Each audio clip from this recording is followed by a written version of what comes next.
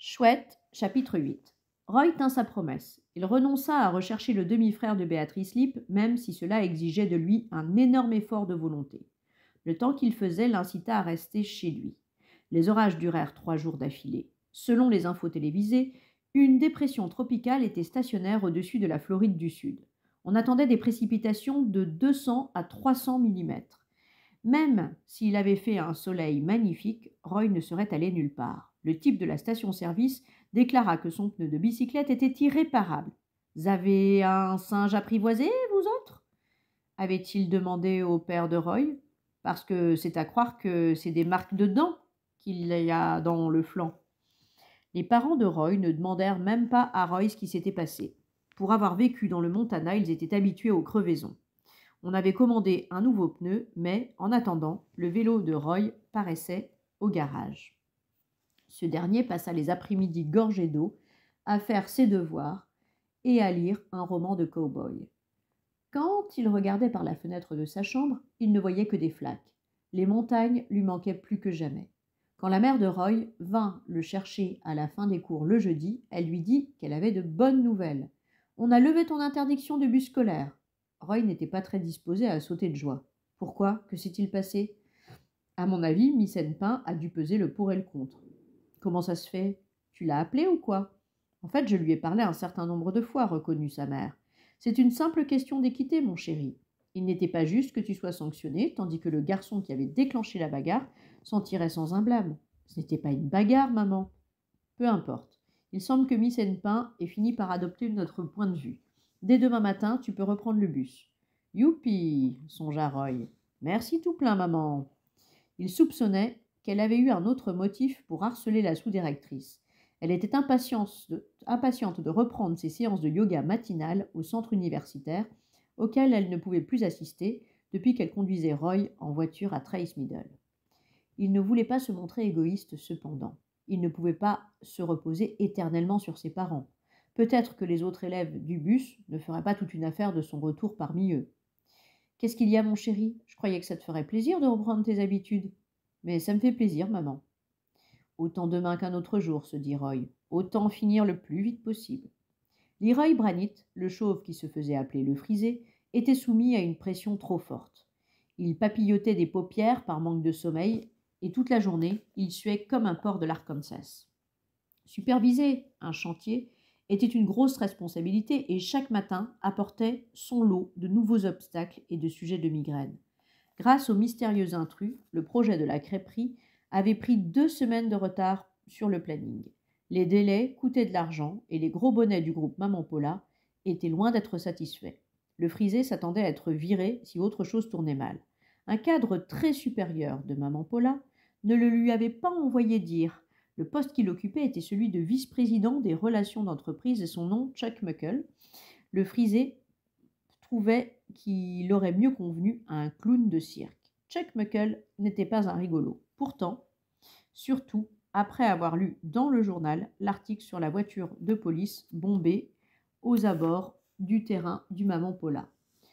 L'une de ses responsabilités consistait à préserver des médias la précieuse marque de Maman Paula, à moins que le groupe n'ouvre un nouveau restaurant ou n'introduise au menu un nouveau plat, comme par exemple sa sensationnelle galette au citron vert des Keys. Dans toute sa carrière de chef de chantier, le frisé n'avait jamais reçu de coup de fil semblable à celui de Chuck Muckle après l'apparition de l'article. Jamais encore le vice-président d'un groupe ne lui avait passé un savon un quart d'heure non-stop. Et c'est pas de ma faute, avait pour finir réussi à placer le frisé. C'est pas moi qui me suis endormi en bossant, c'est le flic. Chuck Muckle lui avait conseillé de cesser de geindre et de faire face comme un homme. C'est bien vous, le contremaître, n'est-ce pas, Mr. Branit ? Oui, mais... Eh bien, vous serez un contremaître au chômage si un truc du même genre se reproduit. Maman Paula est une société anonyme avec une réputation à sauvegarder au plan mondial. Attirer l'attention de la sorte ne nous est d'aucun bénéfice en termes d'image. Vous me suivez ? Oui, avait répondu le frisé, alors qu'il n'en était rien. Les vrais amateurs de crêpes se moquaient bien de ce qui était arrivé à la voiture de police ou même de l'épisode des alligators dans les chiottes portatives. À l'ouverture du restaurant, toutes ces bizarreries seraient oubliées depuis longtemps. N'empêche que Chuck Muckle n'avait pas été d'humeur à discuter raisonnablement. Écoutez-moi bien, Mr. Brannit, ces absurdités doivent cesser. Dès que nous aurons raccroché, vous allez me louer les plus gros et les plus sanguinaires chiens d'attaque que vous trouverez. Les Rottweiler, c'est le mieux. Mais des Doberman feront l'affaire. Oui, monsieur. Le terrain est déjà déblayé ? Il pleut, avait dit le frisé. Et c'est prévu pour durer toute la semaine. Il supposa que Chuck Muckle trouverait le moyen de lui reprocher aussi les conditions météo. Incroyable, grommela le vice-président. Plus de retard, vous m'entendez ? Plus aucun retard. Le plan, c'était de déblayer le site avant de convoquer personnalités et médias pour la cérémonie officielle du premier coup de pioche. Le clou devait en être l'apparition spéciale de la femme qui incarnait Maman Paula sur les affiches et dans les spots télé. Elle s'appelait Kimberly Lou Dixon, finaliste du concours de Miss America en 1987 ou 1988. Elle était devenue actrice après ça, bien que le frisé ne se rappelât pas l'avoir vue ailleurs que dans les publicités de la chaîne de crêperie. Elle y était affublée d'un tablier en calicot, d'une perruque grise et de lunettes de mère grand pour la faire ressembler à une vieille dame. Laissez-moi vous expliquer pourquoi vous vous retrouverez à la rue si jamais ce projet est à nouveau bloqué, dit Chuck Muckle au frisé. Le créneau de disponibilité de Miss Dixon est extraordinairement restreint. Elle doit démarrer le tournage d'un grand film de cinéma dans 2-3 semaines. Sans blague, c'est quoi le titre ? Le frisé et sa femme étaient des mordus du 7e art. Les envahisseurs mutants de Jupiter 7, lui apprit Chuck Muckle. Le problème est le suivant, Mr. Brannit. Si le premier coup de pioche est repoussé, Miss Kimberly Lou Dixon ne pourra pas y assister. Elle sera en route pour Las Cruces, au Nouveau-Mexique, se préparant à tenir son rôle de reine des sauterelles mutantes. Waouh, se dit le frisé, elle joue la reine. Sans la présence de Miss Dixon, nous n'aurons plus d'événements massus en termes publicitaires. Elle est l'icône de la compagnie, Mr. Brannit. C'est notre Mamie Nova, notre Monsieur Propre, lui souffla le frisé. Je suis heureux que vous compreniez l'enjeu. Je le comprends tout à fait, Mr. Muckle. Excellent. Si tout marche sur des roulettes, nous n'aurons plus à nous reparler. Ce serait pas sympa ? Si, monsieur, tomba d'accord le frisé. La première chose à faire, c'était de clôturer le terrain de grillage. Trouver quelqu'un pour travailler sous la pluie n'était pas du gâteau, mais le frisé finit par faire affaire avec une équipe de Bonita Springs. À présent, la clôture était terminée et il suffisait d'attendre l'arrivée du dresseur de chiens de garde. Le frisé était un tantinet nerveux. Il n'aimait pas vraiment les chiens. En fait, sa femme et lui n'avaient jamais eu d'animal domestique, à moins de compter le chat de gouttière qui dormait de temps à autre sur la véranda, derrière chez eux. Ce chat n'avait même pas de nom, ce qui ne posait pas de problème au frisé. Il avait assez de mourons à se faire comme ça avec les humains dans l'existence. À 4h30, un camion rouge bâché roula jusqu'à la caravane. Le frisé tira un poncho jaune sur son crâne, luisant, et sortit sous le crachin persistant. Le dresseur était un moustachu bien en chair qui se présenta sous le nom de Callot. Il avait un accent étranger, celui que les soldats allemands ont toujours dans les films sur la Seconde Guerre mondiale. Le frisé entendait les chiens aboyer férocement sur la plateforme bâchée, les pattes posées sur le haillon du camion. « Vous partez maintenant chez vous, ya » dit Callot. Le frisé jeta un coup d'œil à sa montre bracelet et fit oui de la tête. « Je fermerai la clôture. Je reviens demain matin de bonne heure prendre les chiens. »« Ça me va, fit le frisé. »« S'il se passe quelque chose, vous appelez tout de suite. Douchez pas aux chiens, l'avertit Callot. Ne leur parlez pas, ne leur donnez pas à manger. Important, ya ? Oh, ya !» Le frisé n'était que trop content de rester à l'écart de ses molosses. Il fit reculer son pick-up et en descendit pour fermer le portail. Callot lui fit un signe amical de la main, puis lâcha les chiens. Ils étaient extrêmement gros, rien que des Rottweilers. Ils partirent d'un bond, ventre à terre, le long de la clôture, se jetant à travers les flaques. En arrivant au portail, ils sautèrent tous les quatre en l'air et, droit contre le grillage, grondèrent en montrant des dents aux frisés de l'autre côté. Callot accourut, lançant des ordres en allemand. Aussitôt, les Rottweilers cessèrent d'aboyer et se mirent en position couchée, leurs oreilles noires dressées.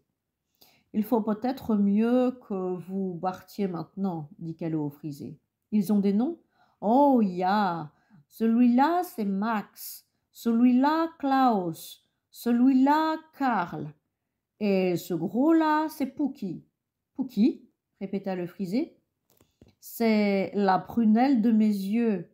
Je l'ai fait suivre depuis München. La pluie ne les gênera pas? Callot se fendit d'un grand sourire. Même un cyclone ne les gênerait pas. Rentrez chez vous maintenant, vous inquiétez pas. Ces siens, ils vont s'occuper de votre problème.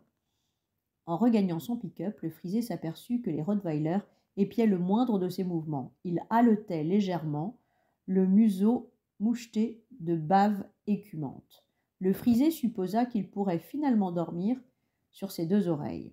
Les Vandales n'avaient aucune chance contre 250 kilos de chair canine dure. Il faudrait être fou pour sauter la clôture, songeait le frisé, complètement maboule. Le lendemain matin, la mère de Roy proposa de le déposer à l'arrêt de bus en allant à son cours de yoga. Roy répondit non merci. La pluie avait fini par diminuer et il avait envie de marcher. Une brise fraîche soufflait depuis la baie et l'air salé et piquant faisait du bien. Des mouettes tournaient en rond autour de sa tête, tandis que deux balbuzards babillaient, à qui mieux mieux, dans un nid au sommet d'un pylône en béton. Sur le sol, à la base du pylône, il y avait des débris blanchis d'arêtes de mulets que les oiseaux avaient picorées puis jetées par-dessus bord. Roy prit le temps d'examiner les arêtes de poissons, puis il recula et leva les yeux vers les balbuzards, dont les têtes dépassaient à peine du fouillis du nid. Il distingua que l'un était plus gros que l'autre. Une mère, sans doute, apprenant à chasser à son oisillon. Au Montana, les balbuzards vivent dans des peupliers de Virginie le long des grandes rivières, d'où ils plongent en piqué sur truites et corégones. Roy avait eu l'heureuse surprise de découvrir qu'il y avait aussi des balbuzards en Floride. Il était remarquable que la même espèce d'oiseau soit capable de vivre et de prospérer en des lieux si éloignés et si complètement différents. S'ils y arrivent, se disait Roy, peut-être que je peux, moi aussi. Il s'attarda si longtemps à observer le nid qu'il faillit rater le bus scolaire. Il dut courir sur un pâté de maison pour l'attraper avant qu'il ne redémarre. Il fut le dernier à monter. Les autres élèves devinrent étrangement silencieux, tandis que Roy avançait dans la travée. Quand il s'assit, la fille près de la vitre se leva rapidement et changea de place. Roy eut un mauvais pressentiment, mais ne voulut pas se retourner pour vérifier qu'il ne se trompait pas. Il se tassa sur son siège et fit mine de lire sa BD. Il entendit des gamins chuchoter derrière lui, puis rassembler en hâte livres et cartables. En un éclair, ils disparurent et Roy sentit une présence imposante se couler dans son dos. « Salut Dana !» fit-il en se tordant lentement sur son siège. « Salut, cowgirl !» Au bout d'une semaine, le nez de Dana Matterson était encore légèrement violacé et enflé, mais ne lui jaillissait carrément pas au milieu du front, comme l'avait prétendu Garrett. La seule chose surprenante dans l'apparence de Dana, c'était sa lèvre du haut, gonflée et rougeâtre, ce qu'elle n'était pas quand Roy avait déposé sa lettre chez lui. Roy se demanda si la mère de Dana lui avait tapé sur le bec. Cette nouvelle échymose dotait le gros balourd d'un zozotement déconcertant. « Toi et moi, on a des affaires à régler, Zebrart. »« Quelles affaires ?» dit Roy. « Je me suis excusé, on est quitte. » Dana plaqua une main moite de la taille d'un jambon sur la figure de Roy. « On est loin d'être quitte, toi et moi. » Roy ne pouvait plus parler parce qu'on lui couvrait la bouche. Non pas qu'il eût grand-chose à dire. Il fusilla Dana du regard entre ses doigts boudinés qui empestaient la cigarette. « Tu vas regretter sérieusement de m'avoir cercé, » grogna Dana. Je vais devenir ton pire cauchemar. Le bus s'arrêta soudain. Dana lâcha vite fait le visage de Roy et croisa les mains, tel un petit saint, au cas où le chauffeur regarderait dans le rétro. 3 camarades de classe de Roy montèrent dans le bus et en apercevant Dana, se disputèrent, bien avisés, des sièges tout à l'avant. À peine le bus se remit-il en branle que Dana agrippa à nouveau Roy qui, calmement, repoussa son bras d'une tape.